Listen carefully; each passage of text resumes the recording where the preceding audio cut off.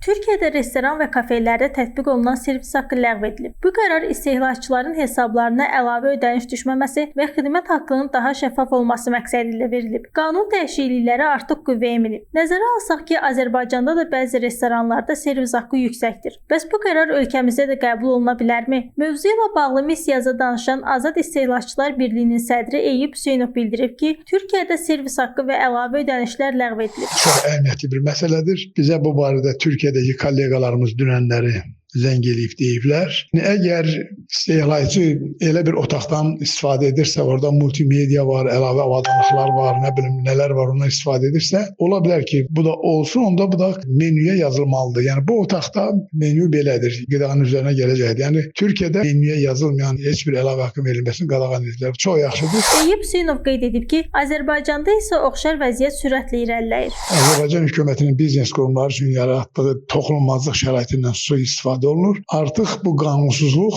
istehlakçı hüquqların pozulması bir normaya çevrilib. Ümumiyyətlə, hər hansı bir qanun pozuntusu, hüquq pozuntusu qarşısı alınmazsa, cəza olmazsa, sonra normaya çevrilir və cəmiyyətdə belə yaşayır. Bu çox yaxşı bir haldır. Ancaq inanmıram ki, Azərbaycanda yaxın bir ildə belə bir qərar qəbul edilsin. Çünki ölkədə istehlakçı hüquqların qorunması siyasəti aşağı bir səviyyədədir. Bu vəziyyət Azərbaycanda turizmin inkişafına böyük zərbə endirir. Seyranə Quliyeva, Heydər Həsənli, Missiya TV.